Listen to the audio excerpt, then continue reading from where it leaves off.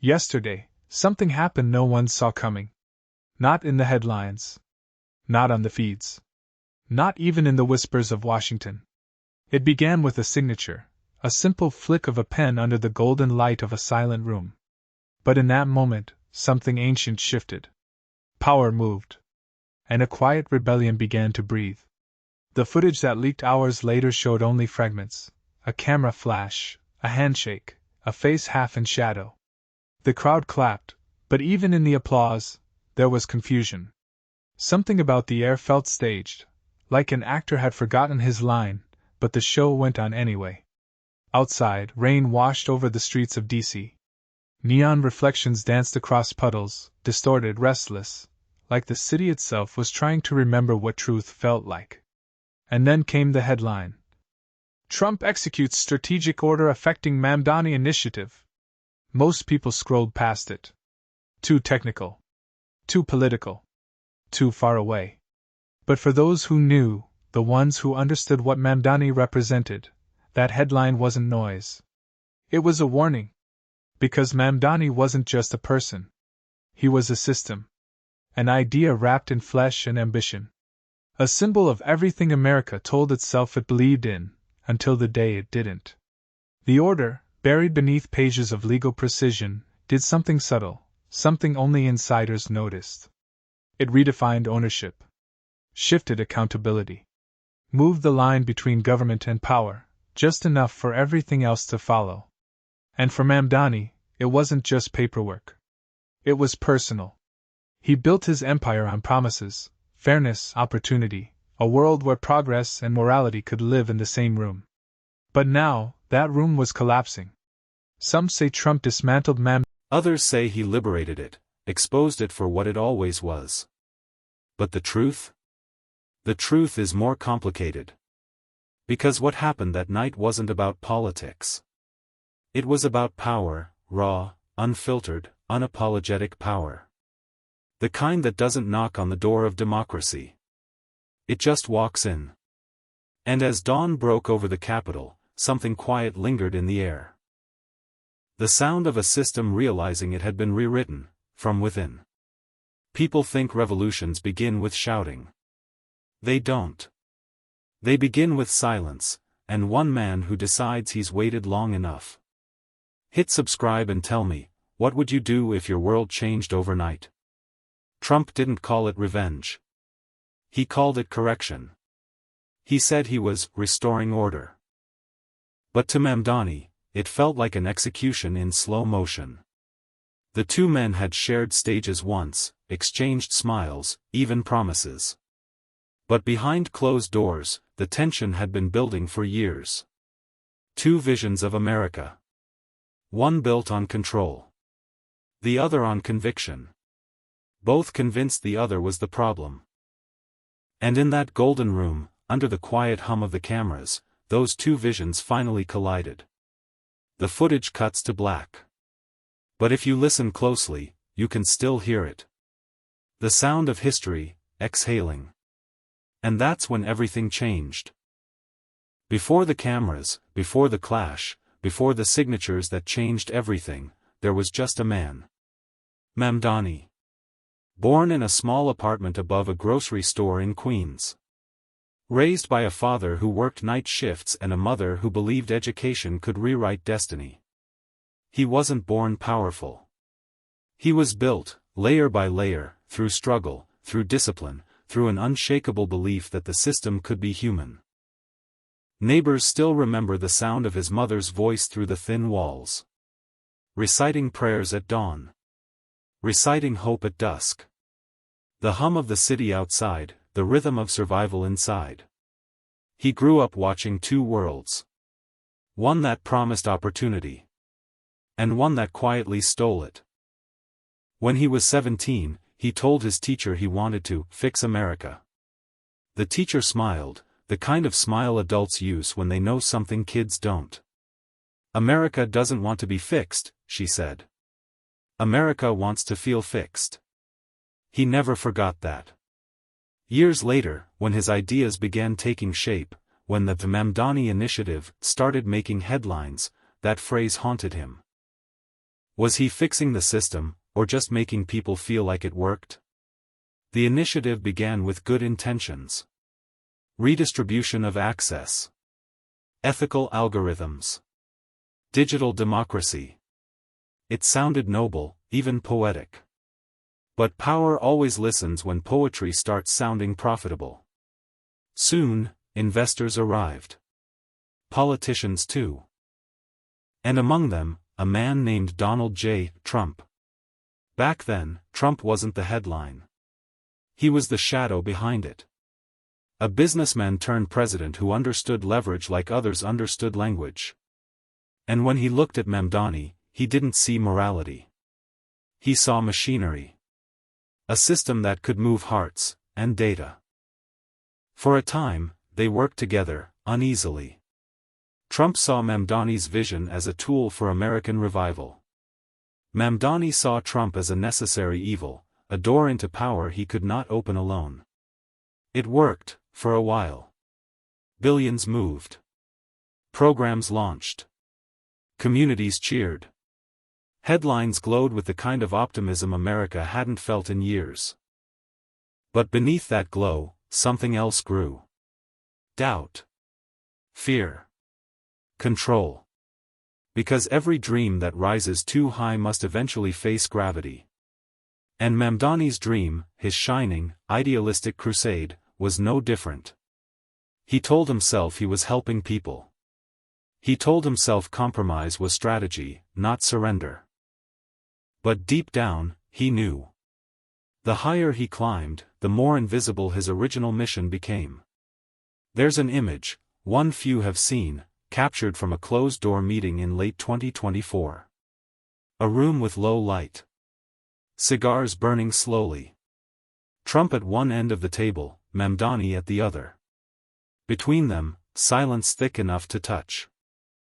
Trump leans forward and says, "You built something great, kid. But you forgot one thing, everything great belongs to someone." No one laughed.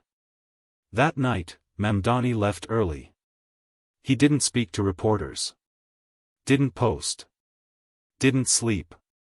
He just stood by his window, watching the city lights flicker below, wondering when his creation had stopped being his. Because somewhere along the way, the dreamer became the target. The machine he tried to humanize began humanizing him, turning his idealism into obedience, his freedom into a function. And in the reflection of that window, for the first time, he saw what Trump had always seen. Not a man. A tool. He whispered to himself. "This isn't what I built it for." But by then, it was already too late. The seeds of every downfall are planted in belief. And Mamdani believed, too much, too long, in the system he thought he could tame. The rain fell outside his window that night, heavy and unrelenting. And in that sound, something inside him broke, quietly, like a bone beneath the skin. And that's when everything changed. At first, it looked like progress.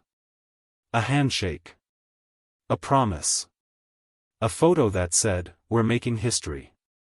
But history has a habit of making fools out of men who think they can control it. The partnership between Trump and Mamdani became the heartbeat of America's new era. Publicly, it was sold as cooperation, a bridge between power and innovation.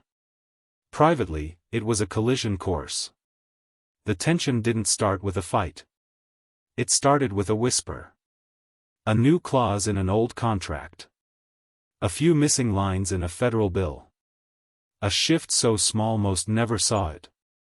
But Mamdani saw it. And he knew what it meant.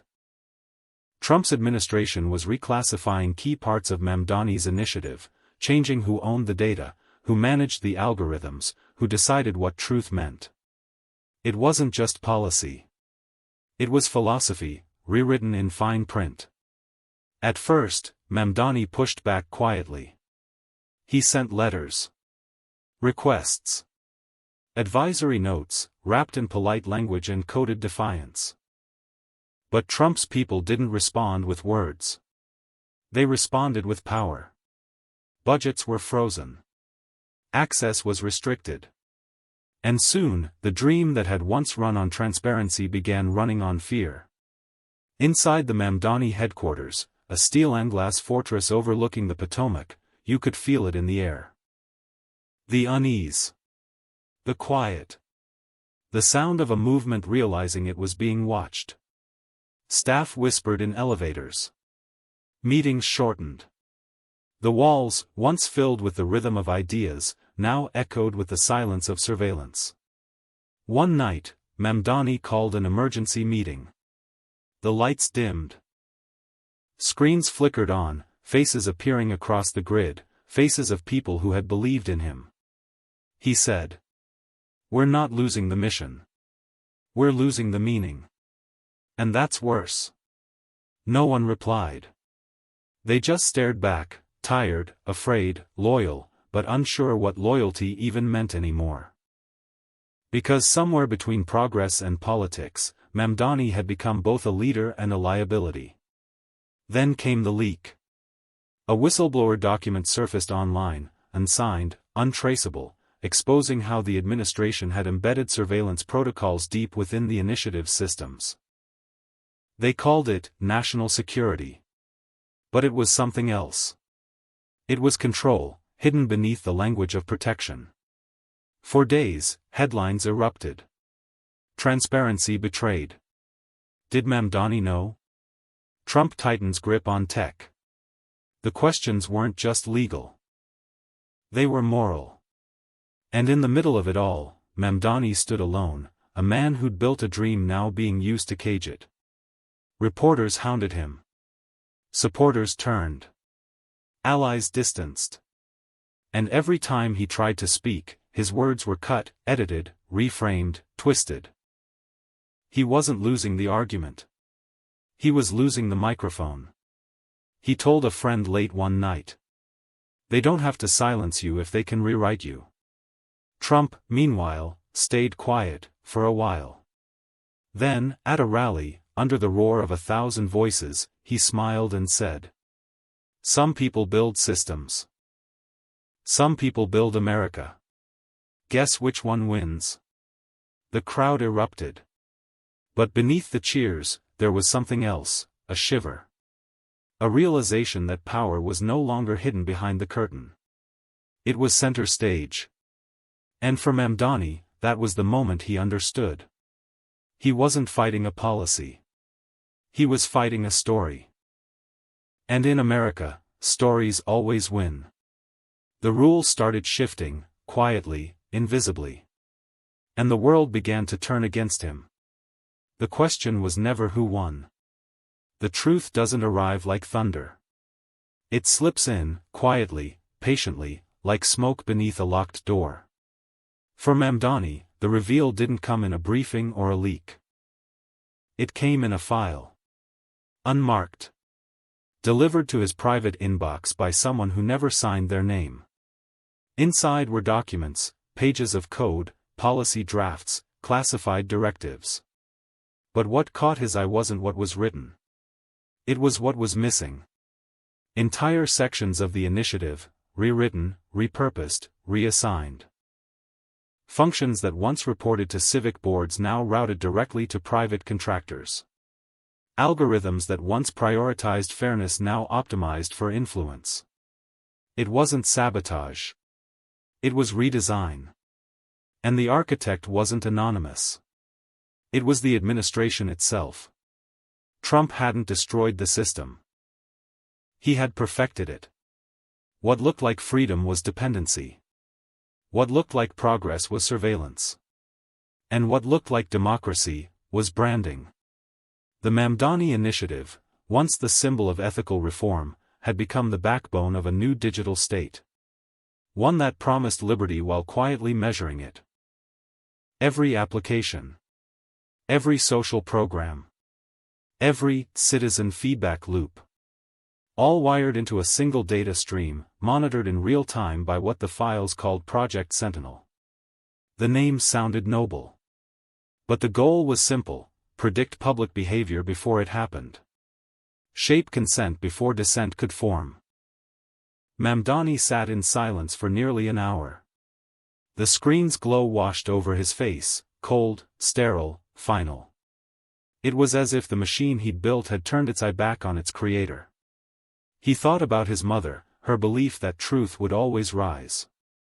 He thought about that teacher in Queens, telling him America didn't want to be fixed, only to feel fixed. And for the first time, he understood what she meant.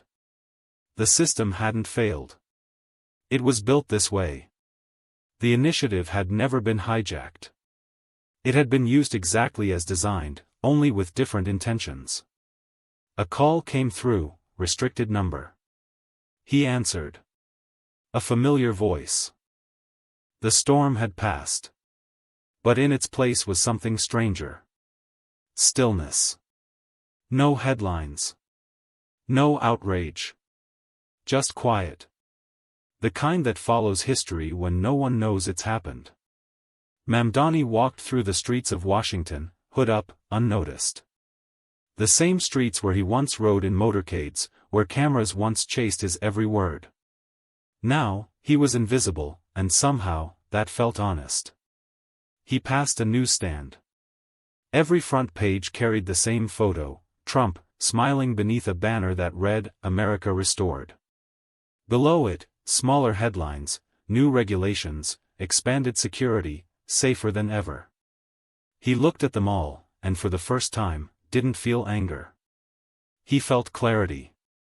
Because he understood now, power doesn't vanish. It just changes its costume. He sat on a park bench, across from the reflecting pool. The air was cold, the water still. And in that mirrored surface, he didn't see failure. He saw consequence. Freedom isn't guaranteed. It's passed down, one brave choice at a time. He thought of his mother's voice, those mornings in Queens. The way she'd say, truth isn't loud, it's lasting. Maybe that's what this was about. Not noise. Not glory. But endurance. He reached into his coat pocket and pulled out the notebook, the one he'd written during the storm. The pages were damp, ink smudged, words bleeding into one another. But they were still there. Still readable. Still alive. He flipped to the last page and wrote one final line. You can erase a name. You can't erase meaning. The storm had passed. But in its place was something stranger. Stillness. No headlines. No outrage. Just quiet. The kind that follows history when no one knows it's happened. Mamdani walked through the streets of Washington, hood up, unnoticed. The same streets where he once rode in motorcades, where cameras once chased his every word. Now, he was invisible, and somehow, that felt honest. He passed a newsstand. Every front page carried the same photo, Trump, smiling beneath a banner that read, America Restored. Below it, smaller headlines, new regulations, expanded security, safer than ever.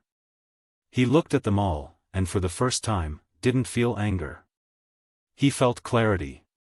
Because he understood now, power doesn't vanish. It just changes its costume. He sat on a park bench, across from the reflecting pool. The air was cold, the water still. And in that mirrored surface, he didn't see failure. He saw consequence.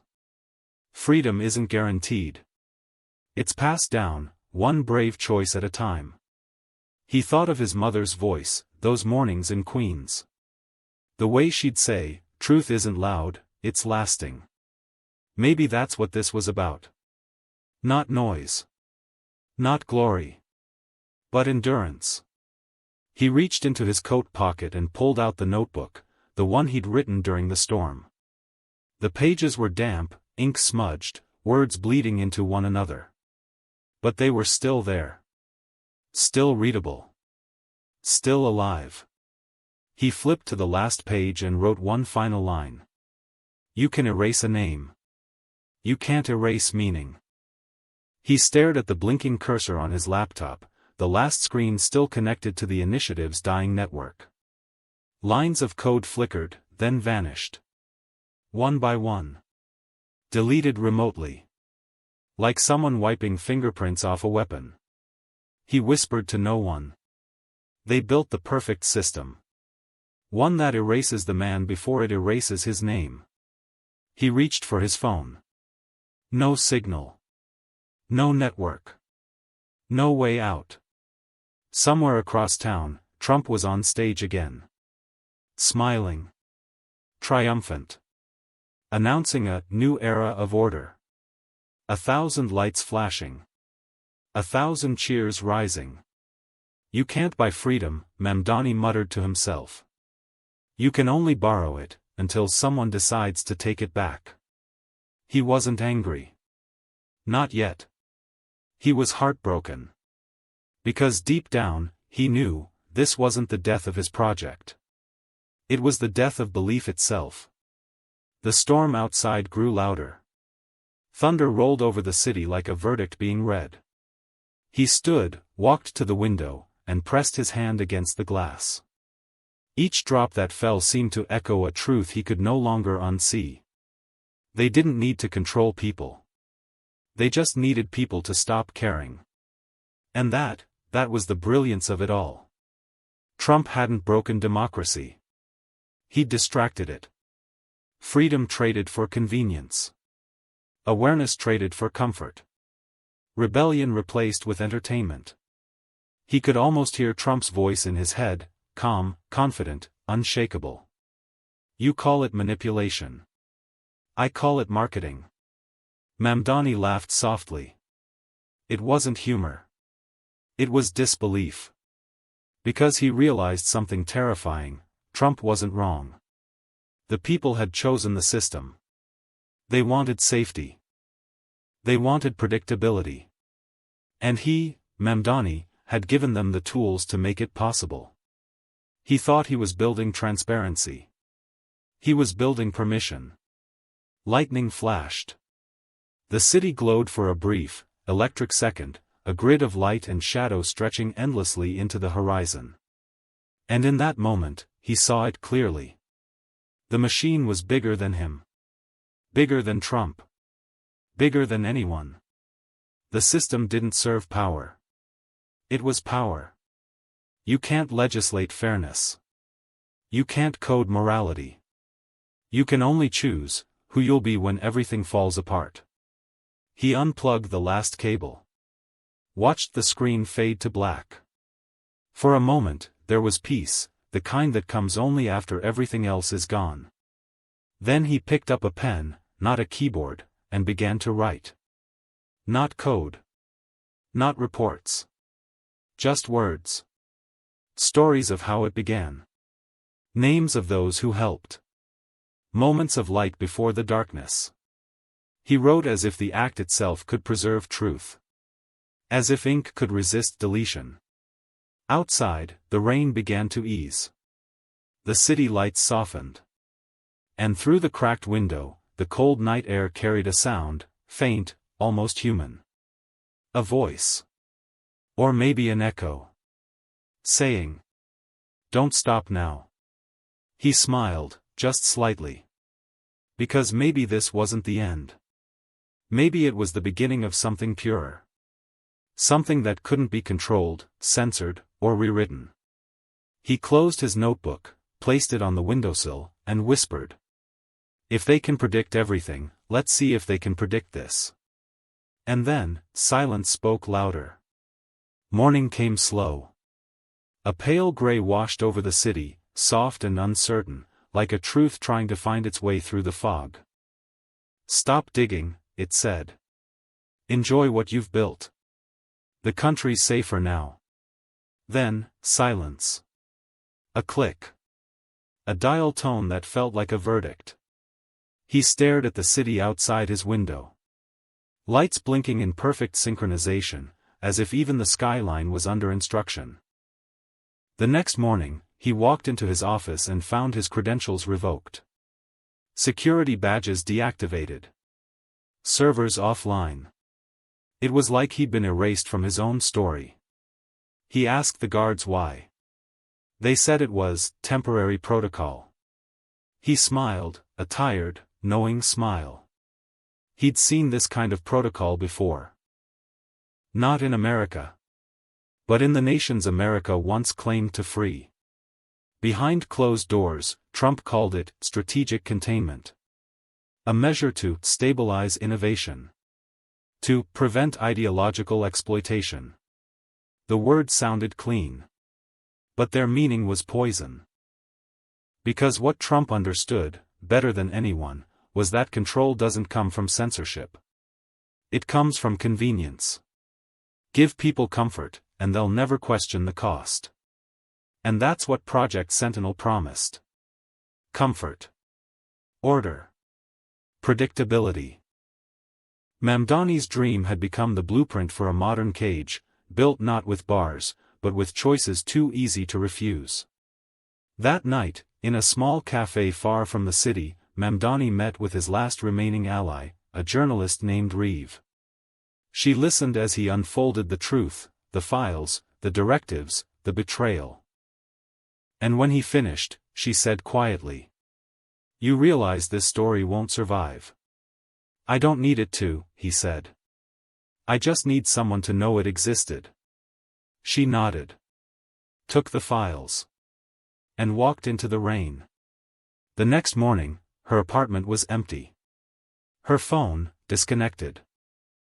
Her name, erased from the press registry. And that's when Mamdani understood something deeper. They weren't deleting truth. They were replacing it. The curtain had lifted, not to reveal the system's corruption, but its design. This wasn't an accident. It was evolution. The question was never whether Trump had changed the system. The question was whether the system had finally revealed itself, through him. And that was the night America quietly changed. Rain again. Always rain. Like the sky itself refused to stay silent. Mamdani sat alone in a half-lit room, the walls bare, the floor scattered with paper, wires, fragments of what used to be his life's work. The servers were gone. The offices sealed. The movement dismantled piece by piece, until only memory remained. But silence has weight. And that night, it was crushing. Somewhere far away, a news anchor's voice crackled through a radio. Unconfirmed reports suggest elements of the Mamdani initiative may still exist in decentralized form. He smiled. Not because he planned it. But because hope, like truth, has a way of hiding in the cracks. At that same moment, in a quiet home office miles away, a young developer opened an anonymous file sent through an encrypted network. Inside, fragments of code, the remnants of the initiative. No explanation. No name. Just one note attached. Make it free. And that's how it began again. A small ripple, barely noticed. But enough. Enough to remind the world that ideas don't die when power turns off the lights. Mamdani stood, watching the sun break through the clouds. The city woke slowly, cars, voices, movement. Life. He whispered, almost to himself. They can measure behavior, but they'll never measure belief. So when your moment comes, what will you stand for? Because the system may adapt, leaders may rise and fall, stories may be rewritten. But truth is stubborn. If this story made you think, share it. Because truth survives only when it's told. And maybe, that's how it all begins again. Time moved on. That's the cruel thing about history, it never waits for truth to catch up. Months passed. The city adjusted. And what once felt like chaos began to feel normal. New programs launched under the banner of the Restoration Act. Every agency, every app, every transaction now ran through a single verification layer, invisible, efficient, total. Citizens called it progress. Analysts called it integration. But to Mamdani, watching from the shadows, it looked like reflection, the world he dreamed of, turned inside out. Television anchors spoke in rehearsed harmony. Every debate ended the same way, with applause, not answers. Even protest began to feel staged, outrage wrapped in policy, rebellion rebranded as reform. The brilliance of it was in its subtlety. No one forced anyone to comply. They just made non-compliance impossible to function with. Freedom by design. Control by convenience. And through it all, Trump stood as the architect of stability. Calm. Measured. Smiling that knowing smile, like a man who'd finally proven his point. The people wanted safety, he said in one interview. We gave them peace. The interviewer nodded. The audience clapped. And America exhaled, not in relief, but in surrender. Mamdani watched it unfold from a distance, not on screens, but in faces. He'd walk through coffee shops, hear snippets of conversation. Life's so much easier now. Everything just works. Why would anyone go back? He wanted to shout, to tell them what had been traded for that ease. But he didn't. Because he knew they wouldn't hear him. Comfort is louder than warning. Still, rumors began to spread. Whispers in online forums. Fragments of the old initiative resurfacing. Decentralized networks sharing encrypted versions of Mamdani's notes. People called it the echo. A digital ghost of the dream that once was. A mirror reflecting the version of America that might have been. At first, authorities dismissed it as conspiracy. But then, it started working. Independent servers came online. Anonymous voices began speaking again, unfiltered, unmonitored, unapproved. And in the quiet corners of the internet, a message appeared. Truth is not dead. It's just offline. When Trump's advisors saw the resurgence, they called it ideological malware. When Mamdani saw it, he called it hope. Because somewhere, somehow, his idea had survived, not as a program, but as a principle. The code had changed hands. The meaning had changed hearts. And that's when it hit him. Maybe the system was never the enemy. Maybe the real battle was over memory. Because power fades when people forget. But meaning only dies when silence wins. One evening, while walking through the old district, Mamdani passed a mural, painted by someone he'd never met. It showed a man standing before a storm, his reflection shattered across glass. Below it, 4 words in white paint. Remember what was real. He stopped. Looked at it for a long time. Then smiled. Because in that reflection, fractured, imperfect, defiant, he saw something beautiful. Proof that even in a world rewritten, truth still finds a way to speak. The movement didn't need a name anymore. It didn't need a leader. It just needed believers, quiet ones, scattered, unseen, but connected by conviction. And that's how every revolution begins. Not with noise. With remembering. America was at peace again. But beneath that peace, something stirred, like a heartbeat beneath marble. A question. A pulse. A whisper. What if freedom never left? What if we just stopped listening for it? And that was the night America quietly remembered itself. It started with a whisper. Then, a breach. Then, a question no one in power wanted to answer. The echo was no longer rumor. It had become a force, not in the streets, but in the code, in the culture, in the conversations that refused to die. Government agencies began tracing IP shadows that never existed. Encrypted messages flickered across invisible servers. No leaders. No manifestos. Just one phrase. We are the remainder.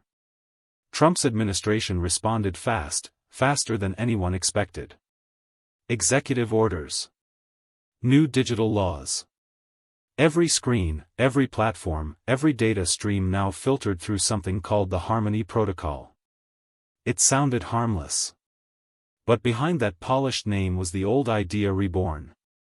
The total synchronization of belief. They called it unity. Mamdani called it silence.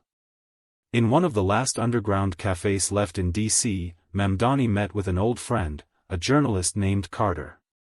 He'd worked for the Post, once. Now he lived on the edge of anonymity, writing stories no one would dare publish. Carter leaned forward, voice low. "They've built it, Mamdani. The Harmony Protocol, it's not surveillance. It's substitution. They're not just watching people. They're replacing what they think." Mamdani looked up slowly. His eyes tired, but burning. "How long until it's complete?" Carter shook his head. "It already is." Outside, the city glowed in perfect order, no noise, no traffic, no protest. Every advertisement tailored. Every conversation calibrated. Every citizen, compliant. And in that eerie calm, Mamdani realized something chilling. Trump hadn't built a dictatorship. He'd built a mirror. A system so comfortable, so efficient, that people chose not to question it. This wasn't oppression. It was consent. Carter slid a small chip across the table. "This," he said, "is what's left of your code. The one that started it all. We've been using fragments to rebuild the network. But we can't go further without you." Mamdani stared at it. The object looked ordinary, a sliver of metal, smaller than a coin.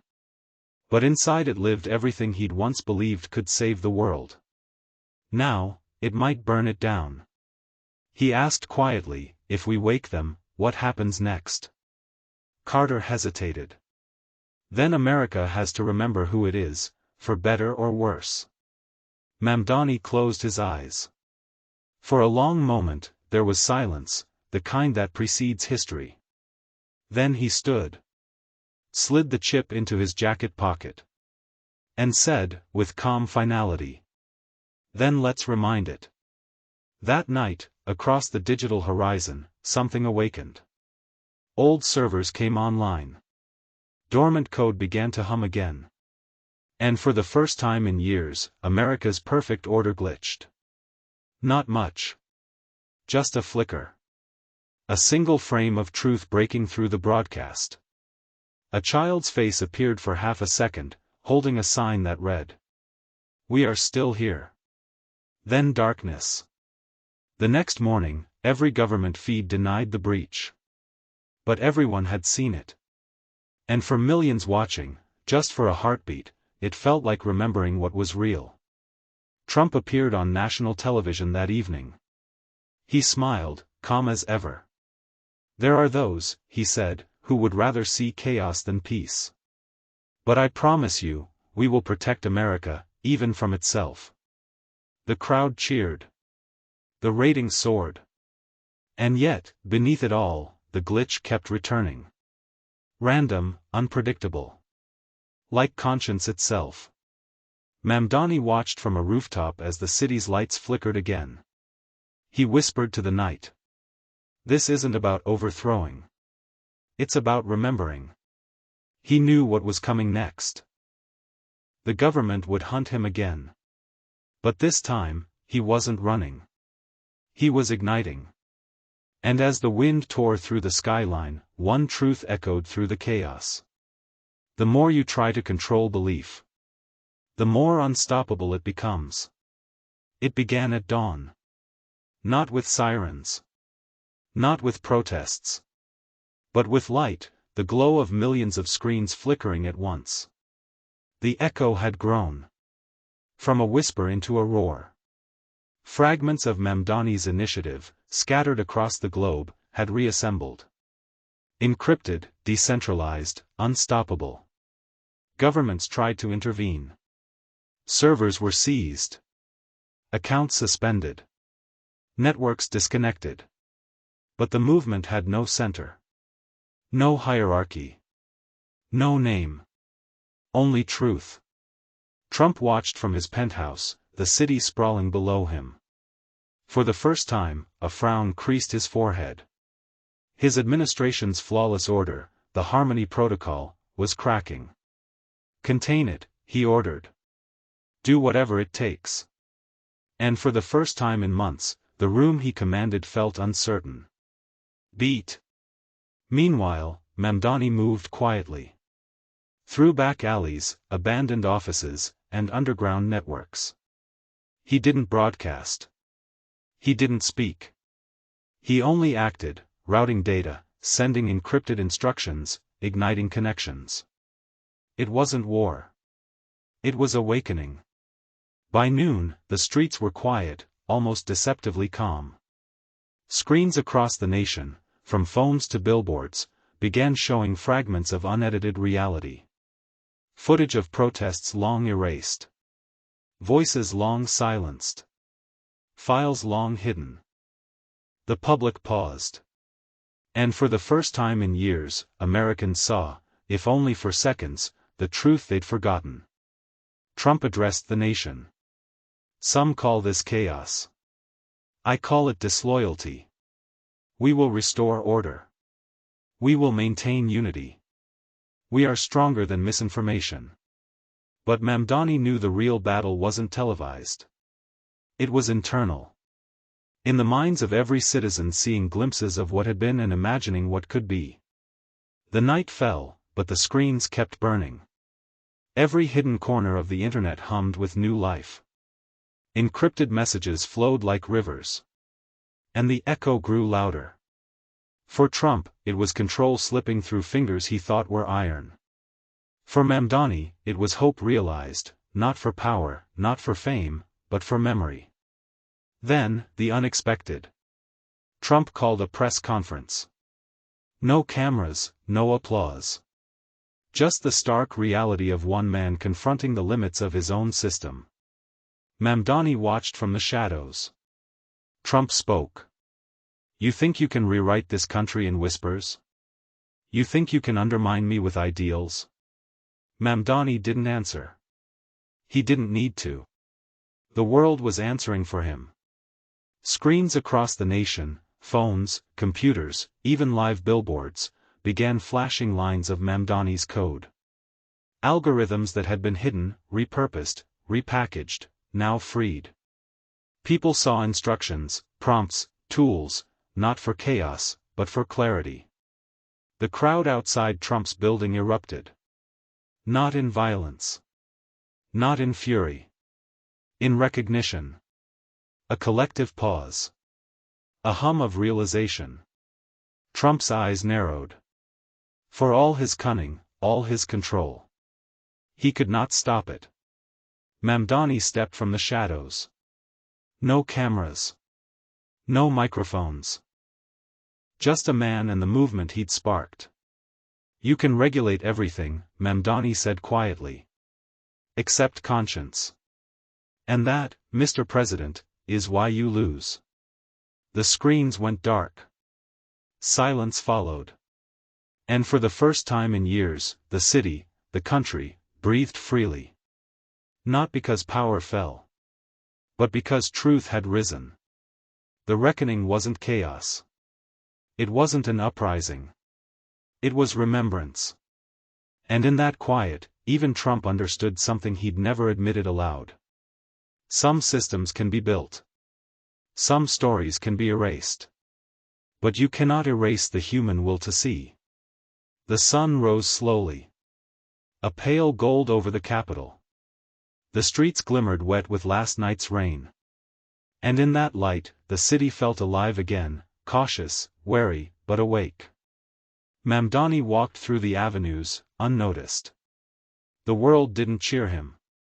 No cameras followed. No banners proclaimed victory. It was quieter than he expected. And yet, somehow, more powerful. The echo had faded from the headlines, but it had not disappeared. Fragments of the initiative survived, in servers, in memory, in whispered instructions across secure networks. Not as a system of control, but as a reminder, that even when power shapes the rules, conscience cannot be programmed. People began to remember. Not the chaos, not the politics. But the idea, that what is right, what is real, can outlast the loudest voices. Mamdani paused in a small park. A child played near the fountain. She looked at him, curious. He smiled, a quiet recognition passing between them, no words needed. Something small, human, and unbreakable. Across the country, Americans returned to their routines. They went to work. They went to school. They scrolled through feeds. And somewhere in the margins, they remembered, just a little, that the world is not only what leaders dictate. It is also what each of us chooses to see. Mamdani pulled out his notebook. The pages were filled with names, events, and truths he vowed would not vanish. He read one line aloud to the wind. You cannot erase meaning. And he knew it was true. Trump, in his tower, remained strong, commanding. But even he understood, silently, that the narrative had changed. Not by decree. Not by law. But by recognition. The public had glimpsed something beyond control, and some part of it would never return. Mamdani closed the notebook and walked toward the horizon. The city stretched ahead, sprawling, imperfect, alive. He didn't know what tomorrow would bring. He didn't need to. What mattered was what had survived. The human heart. Memory. Conscience. And maybe, that was enough. He stopped at the edge of the river. Watched the sun reflect in the water. A single moment of clarity, the world could always be rewritten. But meaning? Meaning persists. He whispered to the wind. Truth survives. Always. And sometimes, that is enough to begin again. And with that, Mamdani turned and walked into the day. The city alive. The future uncertain. The story continuing, not in headlines, but in hearts. Because this is how America remembers. Quietly. Defiantly. And always, against all odds, awake.